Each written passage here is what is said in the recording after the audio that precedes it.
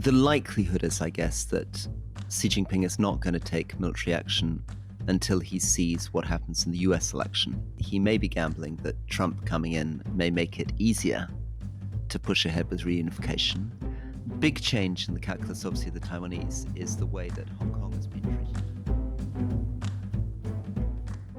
Welcome to The Rest is Politics Question Time with me, Rory Stewart. And with me, Alastair Campbell. And Rory, we said on the main podcast we were going to kick off with Taiwan, which we planned to do on the main podcast, but we got sidetracked in relation to the Middle East.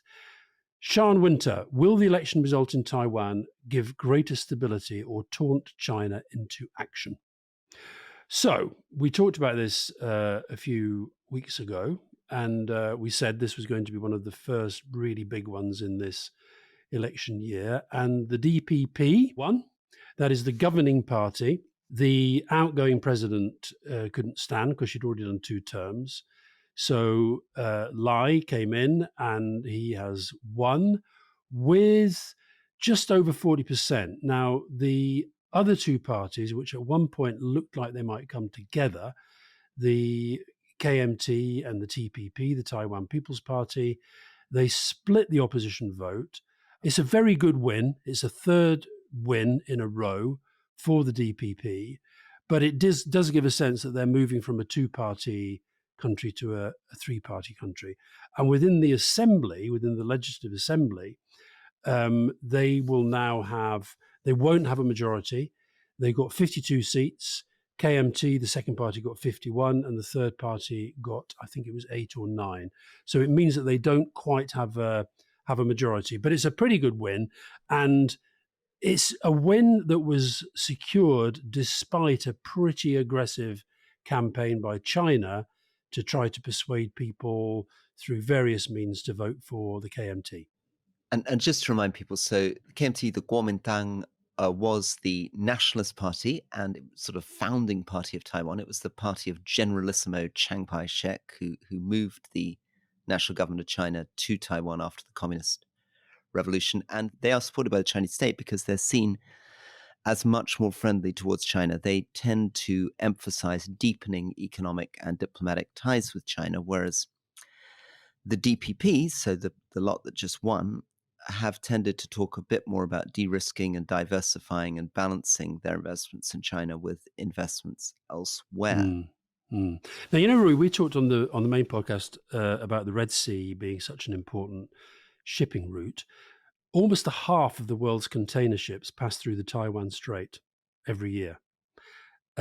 This is, and as you've been saying ever since we started this podcast, focusing on the role of the semiconductor industry in Taiwan. So the reason why this election was getting so much attention around the world was because of China. It wasn't because of Taiwan, it was because of China and China's intentions. And some very interesting reactions from China. Xi Jinping has said nothing so far. What they've done is they've focused in their reaction in commenting on the comments by other countries around the world. So, for example, David Cameron said that he welcomed this as a testament to Taiwan's vibrant democracy. And immediately, Chinese embassy in the UK said, "We firmly oppose the wrong practices of the British, and we urge them to stop any words or deeds that interfere in China's internal affairs." Almost word for word, they said that to the Japanese foreign minister, Yoko Kamikawa, and Joe Biden, who although he came out and said, he reiterated the US doesn't support Taiwanese independence, the US official line is, once again, Taiwan has demonstrated the strength of their robust democratic system and electoral process. And again, straight out comes from the Chinese Foreign Ministry, "We have lodged solemn representations with the US over these comments." So that is, they are making clear they don't like the result, and they're also making clear to powers around the world, don't get too excited by this because we still see this as ultimately a place that is going to be reunified with China. The likelihood is, I guess, that Xi Jinping is not going to take military action until he sees what happens in the US election, because he may be gambling that Trump coming in may make it easier to push ahead with reunification. Big change in the calculus, obviously, of the Taiwanese is the way that Hong Kong has been treated. Absolutely. Had Absolutely. China really found a way of integrating Hong Kong in a way that really respected one country, two systems, they might have had a better hope of a peaceful unification of Taiwan. And then there's this calculation about how the economy plays in. So some commentators say because the Chinese economy is weaker, Xi Jinping is less likely to want to do military action. I have a part of me that thinks that sometimes when your economy gets weaker, you look for distractions and kind of national adventures to try to get the public back on side. So I think actually a weaker Chinese economy may increase the chance Mm, of mm. him acting. Now, I said on the main podcast that the subject which was raised by more questioners than any other was Michael Gove's appearance at a select committee where he was grilled by Liam Byrne in particular about the Freeport in Teesside. So, Sheila Kennedy, what exactly is going on in this Teesside scandal? And should we get Toby Jones to make a TV show about it? And should he play Michael Gove? If you follow this Freeport story. Yeah, a little bit of background. This is the first and the biggest of these free ports which have been announced. And the free ports, of which I think there were 8 of them initially announced, the idea is that it's a bit of land in Britain, but it's a place where you allow goods to be imported without tariffs, excise duties, and other taxes being paid before materials are shipped on again. So it's loosely based on the way that China developed through Shenzhen, where they set up essentially a special economic zone on the edge of Hong Kong. And the particular idea from the government is you would go to areas of the country, as part of the levelling up agenda, which have been more left behind. And their hope was that by getting rid of the regulations, getting rid of the taxes, they could create some amazing kind of private sector heaven, which would create 18,000 jobs. And since then, it's found itself mired in lots of different types of controversy. Back to you. So Private Eye have actually been banging on about this endlessly, but most of the mainstream media have not been picking it up. And I think it does have a feel of one of those slow burn scandals. And essentially at its heart, and like all of these things, it's complicated, but essentially a firm was set up by people who were friends, associates of Ben Houchen, who's the Tory mayor up there. And they were given options to buy this land at £1 an acre, including the rights to all the scrap metal on the lands. So they've exercised those rights. They've immediately, then they lease back the land for development for, as it happens, a wind farm maker. They sell the metal. In the first year of their accounts, they're up by about 134 million, profits of over 50 million, next to zero procurement process. So what Liam Byrne seemed to be saying in his grilling of Gove was, at the very least, this is an absolutely dire approach to securing the best value for taxpayers. And at the worst case, there is corruption at the heart of it. Gove commissioned a report last year to look into some of these allegations that were made. It was supposed to report last summer. And there's still no sign of the report, no sign of a timetable. And the feeling is that they're looking to sort of bury this until after a general election. It's corruption. I mean, in the best case, another staggering example of just how bad governments are at dealing with the private sector, because it sounds like they've sold off these assets at well under market value and allowed private sector companies to make an enormous unnecessary windfall. Yeah. And these are, I mean, I don't think Ben Houchen is denying that these developers, a guy called Musgrave and another one called Martin Corney, that they are kind of quite close to him, and they've been given this remarkable deal, which has made them an awful lot of money. I've always felt these free ports are part of this anarcho-capitalism drive of the radical right. And so you said that the government projects this as part of the levelling up, but this looks like levelling up for a few people, not the many, as it were. Yeah, it's yeah. Anyway, good. Well, let's get the next question coming in, and I think it's worth watching that, because it does sound like it's pretty terrifying, and as you say, a lot of people coming in. Yeah. So one that I quite like from Percy, you've spoken a lot about the challenges in Afghanistan and Myanmar, more recently in the Middle East. What is it about these places still gives you hope And is there anything listeners can do to help? I mean, this is a good opportunity to talk about the amazing work that Shoshana, my wife, does with Turquoise Mountain. Well, listen, Rory, rather than you do it, because that would be sort of almost like a form of kind of weird nepotism, you and I were at an event last night run by the Marshall Scholars with some American congressmen and women of both Republican and Democrat. And part of the event was Shoshana doing a presentation about Turquoise Mountain, the charity that you set up and she works on.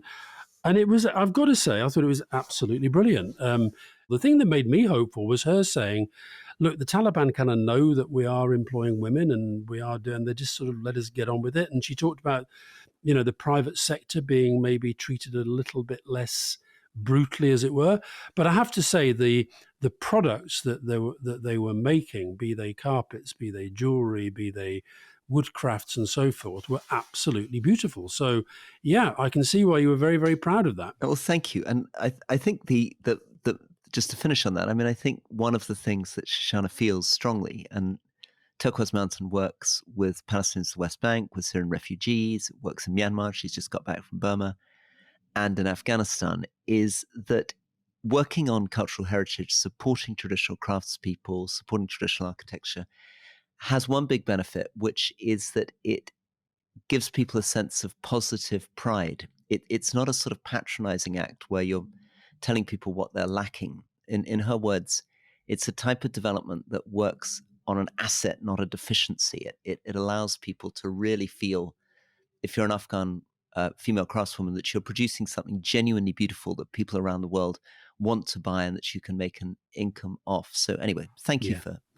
saying that. Now, Rachel Lee Horsfield, in his book, Rory states that even if not conservative, he is Tory. What does that mean? I'm trying to persuade, says Rachel, my staunchly Labour partner to warm to Rory by saying he's not a real Tory. But this statement in the book isn't helping. I've been accused of being a Tory apologist. So what's the difference between being a conservative and being a Tory? Maybe semantics, but for me, I think conservatives can be associated with a sort of Liz Truss view, which is cut the welfare state, radical cutting of taxes, radical free market stuff, quite revolutionary. For me, a Tory, I guess, is somebody who respects tradition, respects history, tends to think if it isn't broken, don't fix it. And, you know, is my love of landscape and the monarchy and the British Army and history and tradition. Now, Shoshana, listening to all this, of course, says this is complete nonsense because on any actual policy issue, she says I'm usually pretty radical. And you want big change. And I want big change. And I'm always trying to introduce, like you, compulsory voting, proportional representation, prison reform. Generally in every department. Yeah, every department I'm in, I'm trying to shake it up. So maybe I misunderstand myself. I have this kind of mystical idea that maybe I'm sort of completely in love with the British institutions, but in practice, whenever I actually get close to them, I want to rip them up. Okay, well, let's just follow on from that with Jason Kopsidis. If you had to join one of the mainstream UK parties today and campaign for them in the election, which one would it be? I mean, the natural one, of course, I was a Conservative MP. And I'd love to say the Conservative Party because I feel loyalty to my colleagues and party members. But the truth is that I find it very, very difficult at the moment. I mean, we've got this horrible sense that the right of the party is still got a kind of death grip. I mean, we're talking at a moment in which the vice chairman of the party, Lee Anderson, who's this extraordinary right-wing figure who actually came originally from a Labour background, is now saying as a senior party official he's going to vote against the government's Rwanda bill because he thinks it's not tough or right-wing enough. And I know. This kind of stuff I find very troubling. And this is what happens, I'm afraid, Rishi, when you give power and status and influence to people who ultimately are not going to buy you. And I think you need to lead. One really interesting thing from John Curtis, this famous pollster, this famous professor of polling, was he seemed to be saying the polls vindicated your strong instinct, which was that Rishi Sunak's biggest mistake was not coming out very, very hard in favour of the Parliamentary Standards Committee. Tell us a bit about that, because you watched that polling presentation. Yeah, I've written about this in my New European column, because what he was essentially saying is that, and this is absolutely right. Remember we said last week, Peter Kellner always says, follow the signal, not the noise, when it comes to polling. And if you look at the polling in recent years, only 2 episodes have fundamentally shifted the dial. Okay, one was Partygate, and the other was the mini budget. Partygate led to a massive decline in Johnson's ratings, in the Tory party's ratings, and they have not really recovered from it. Truss and the Kwarteng and the mini budget led to a massive decline, and they haven't really recovered from it.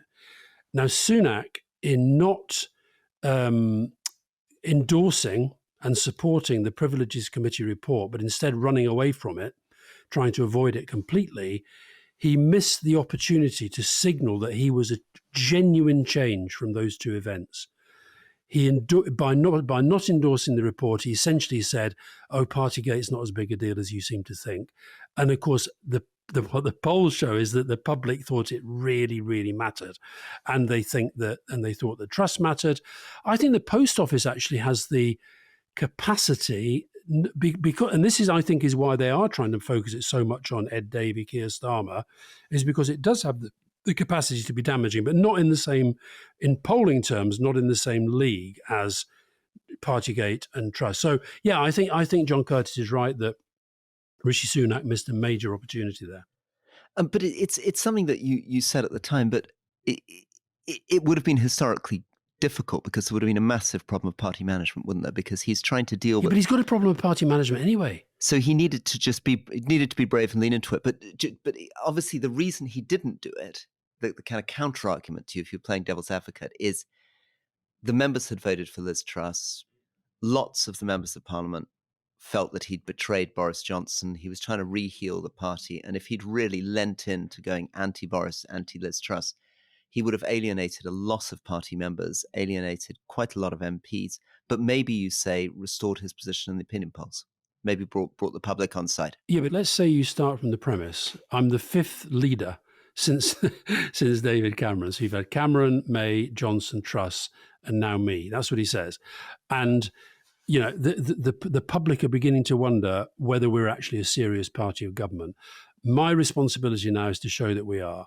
That means showing I am very, very different. So when he said integrity, professionalism, and accountability, it was the right thing to say. But then in not endorsing the Privileges Committee report, he didn't deliver on those words. And so he's ended up with the worst of both worlds. He's ended up people not respecting him because he hasn't shown the necessary leadership, and the party management problems which prevented him from doing that, he's still got them with spades, to the point that, as you say, a guy he appointed to be vice chairman of the Conservative Party is, without any seeming sanction, going around the place telling MPs to vote against a government piece of legislation. It's mad. Yeah. So, maybe what you're saying is, look, it couldn't be worse than it currently is, and there might have been some risk. He might have blown up the party, might have had a really difficult management issue, but in the long run, it was worth taking that risk because it was the only way of getting the public back on side. Absolutely. Because what I think the public is seeing is, and I really think he's got to stop doing all this non-stop sort of embarrassing communication stuff, these endless videos showing how marvellous he is. It's back to the point we discussed with Gillian Keegan. People don't feel the country's in great shape at the moment. So stop telling us that it is, and stop telling us when we know that you're flying around in helicopters and jets and you're massively wealthy and people are starting to think that you're going to move on to California pretty soon anyway. Do the job. And I'll tell you the other thing I thought over the weekend is that on the Houthis and what's happening in the Red Sea, if you were watching in, who would you think was the Prime Minister right now? It's David Cameron. David Cameron's the one who's calling the leading shots on so much of this, isn't he? Yeah. Leading on so much of this, yeah. So do the job and show some leadership. Yeah, and the jokey stuff doesn't really suit him anyway, I think. I mean, when I see him doing the jokey stuff, it doesn't really seem to be his style. Portugal elections, LP. 2024 seems to be the year of all elections. Will you be looking into Portugal? From alleged corruption scandals in the Socialist Party to the main opposition party refusing deals with the rising populist right, rebuilding a historic coalition from 1979. Quite a lot to get your teeth in. I'd love to hear your take. So we've done a little bit about this. To remind people, we covered this when Prime Minister Antonio Costa, very, very interesting figure. His father was a Goan from India with these very radical parents. His mother very much on the radical left, and his father a radical writer. A much loved and quite successful Prime Minister of Portugal suddenly found himself drawn down by incredible corruption scandals involving public infrastructure projects, cash going missing, weird payoffs from state companies. Any thoughts on Portugal, Alistair? Well, we definitely will talk about it. I think the election's in March, and it's an election of the whole assembly. And I think it will be interesting within the European context because, of course, we've got the European elections coming up to sort of get a sense of Portuguese public opinion. Because Costa is Socialist Party leader who was, as you say, pretty popular. He got over 40% of the votes last time. He got 120 seats in the assembly. Main opposition, the PSD, Social Democrats, they were 77 seats. And the far right, Chega, which is Portuguese for enough, they got 7%. So it will be interesting to see, and to see whether just how damaging it is for a party of government where the guy's seriousness and experience and feeling that he was a bit different to most politicians, when he gets caught up in a corruption scandal. And I think his argument is that, yes, there was corruption, but as it were, he's not the big corrupt guy, but he presided over it. That's why he's stepping down. So yeah, in answer to the question, we will be talking about it, and it will be one of the more interesting European elections this year. Yeah, this question of and we talked about in the last podcast about apologizing, taking responsibility, and I guess the question of resigning. One of the things that's happening increasingly in British politics, and I guess this was true even under New Labour and Mandelson, which is that people take responsibility, resign, and then they pop back again 6-7 months later. And I guess that probably wouldn't have been true in the 50s, 60s, 70s, 80s. When Profumo resigned, he didn't come popping back again. When Carrington resigned, he didn't come popping back again. It's as though we've developed quite kind of short attention spans, haven't we? People kind of resign, and then everyone thinks, oh, well, that's fine, he's resigned. And then a few months later, they come back again. Yeah. I mean, Grant Shapps, I think, was booted out twice. Famously, Suella Braverman was back within a few weeks, wasn't she? Absolutely. Well, that was another point of Rishi Sunak weakness, I think. For her to have been sacked for breaking the ministerial code and then brought back in within a matter of weeks, I think was a terrible signal. But again, it was him putting party management ahead of the opportunity he had to show real leadership. Now, Bettina Struff, Oh, yes. Interesting name, but she sent in a whole welter of questions.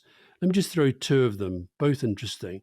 She says, I've just been blocked by Green Jenny Jones being a big figure in the Green Party, for saying that I'll vote tactically at the next election rather than Green. Now, Bettina is a Green, she says, because under first past the post in my constituency, Green would be a wasted vote. Would either of you guys vote tactically in the next election if it came to it? Also from Bettina, Alastair, bearing in mind Sadiq Khan's recent statements, do you think the time is yet right for Starmer to start talking about joining the single market? And if not, why not? On the first one, I would vote tactically. Would you, Rory? Yes, I think tactical voting makes sense. I don't know why people are so against tactical voting. Well, if you're Jenny Jones and you're trying to fight for the Greens, you probably are quite angry when people who see they are deep down their Greens say they're going to vote Labour or Lib Dem. But I think that they should embrace tactical voting as well. I really do. And then the second point, so Sadiq Khan commissioned a report which, like several other big economic reports, have indicated that Brexit has done fundamental damage to the economy. The answer is, Bettina, I wish that Labour would move much more towards a position that recognises if their growth mission is to be met, then we have to get serious about trying to repair the damage done by Brexit, and in particular by the new trading arrangements now in place. So as to whether he thinks the time is right, clearly he doesn't. He's the leader of the Labour Party. Rory is convinced he's going to be the next Prime Minister, and he probably will be.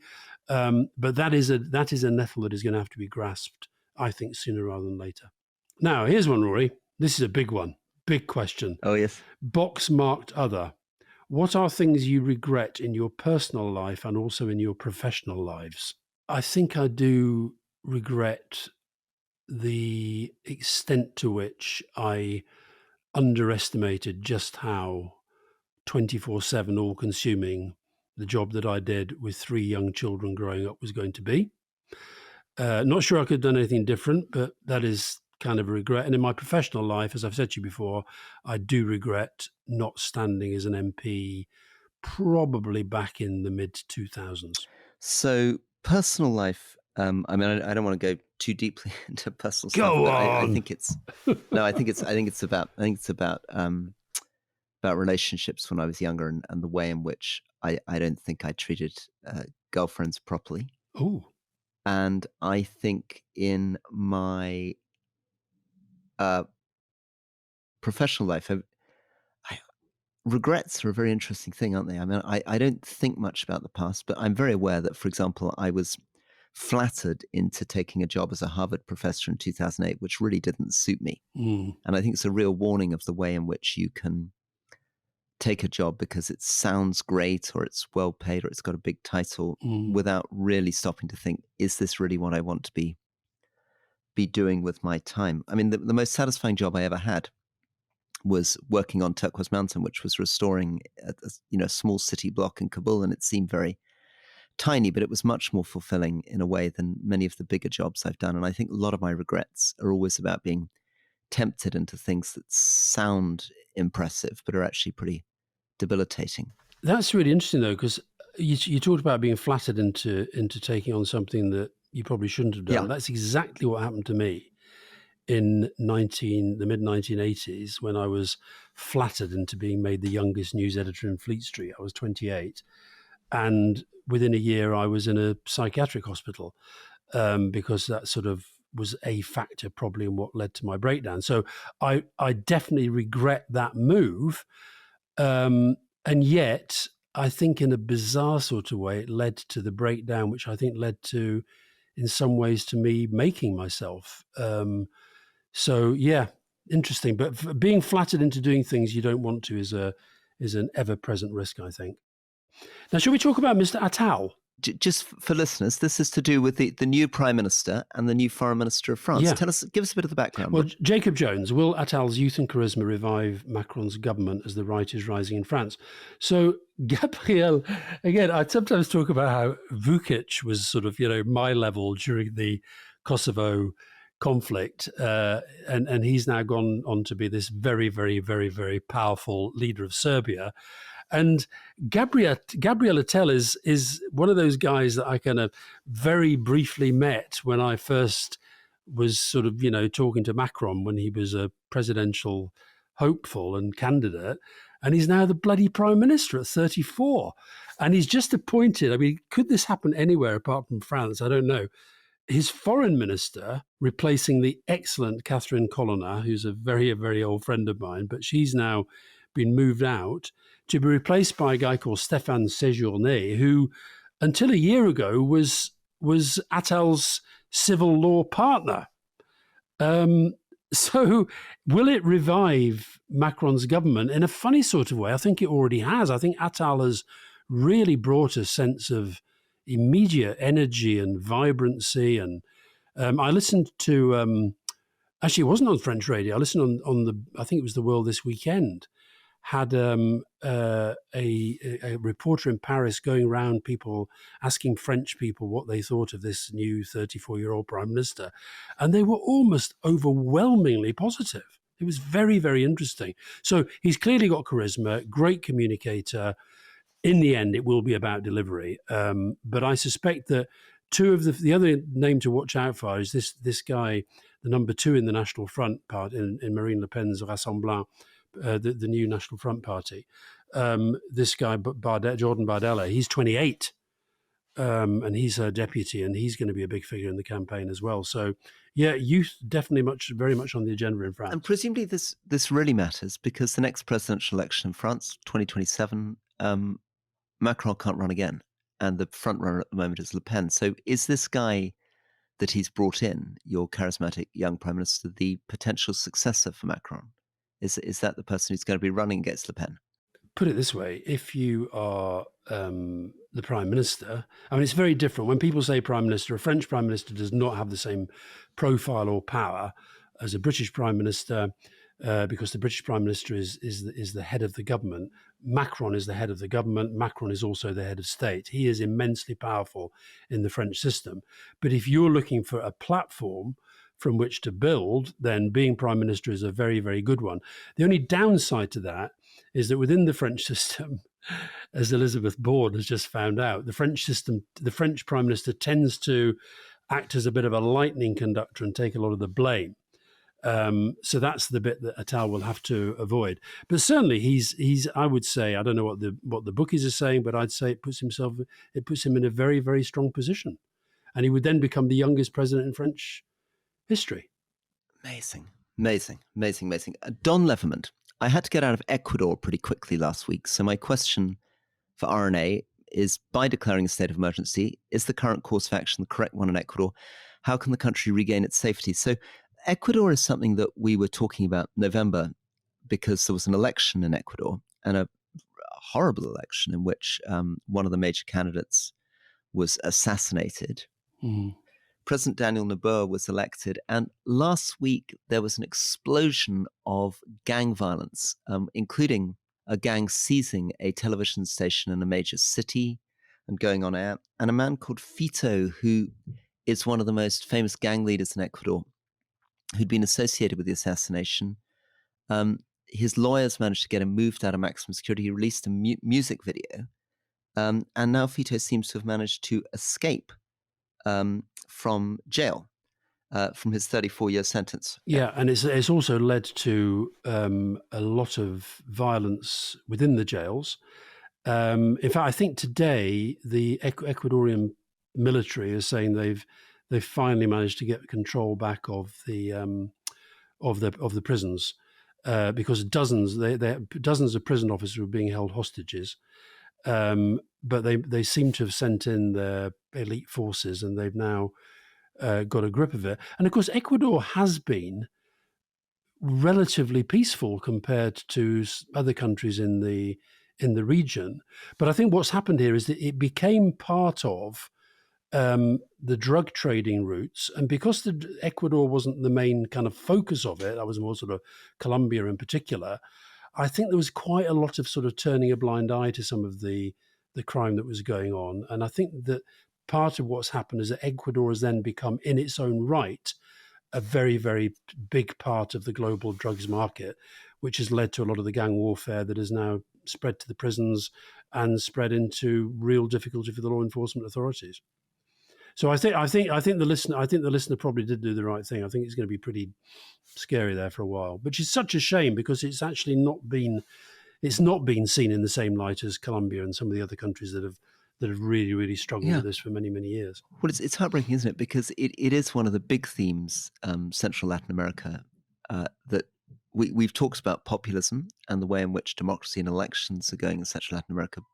We've talked a bit about Venezuela and the spillover of the refugee crisis there. But of course, this question around drugs and gangs connected both with narcotics, but also smuggling gangs of migrants into the United States, as you say, is now destabilizing previously relatively stable countries, and drawing more and more people in. And in some cases, as in El Salvador, provoking these very, very aggressive authoritarian right-wing responses to try to bring these gangs back under control and reassert the state. What I don't quite get about this, and so this guy Fito, who is this gang leader, who's Adolfo Villamar, so he was in prison, and the plan apparently was to move him to a smaller prison, because they felt they'd be able to sort of take care of him and stop him being so influential within the prison system from this smaller prison. By the time they went to the cell to move him, he'd gone.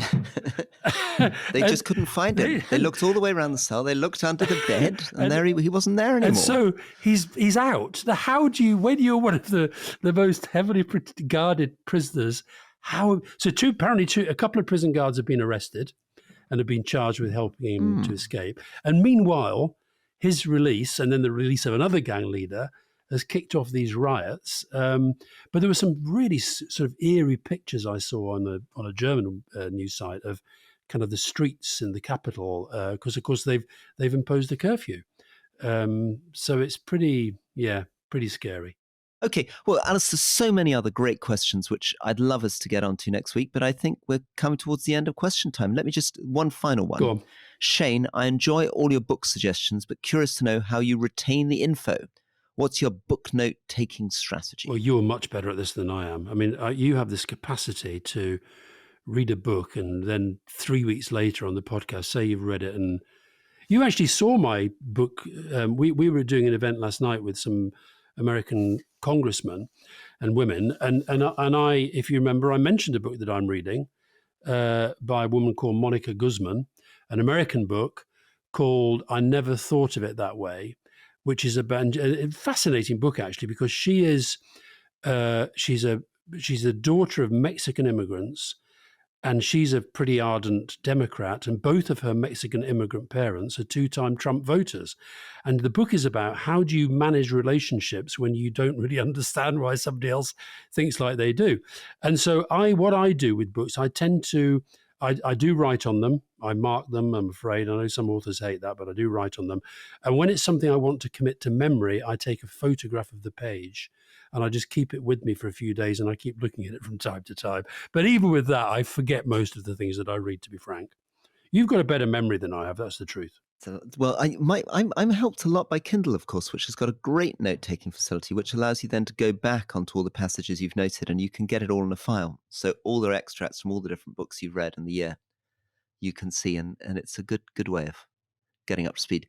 But I like your photograph strategy. I'll try that too. Yeah. You just take a picture, and then occasionally, when you're flicking through your photos to pick your tree of the day, you see, oh yeah, there's that thing that I wanted to know about, the fact that there are more sales of nappies to adults in Japan than there are to children.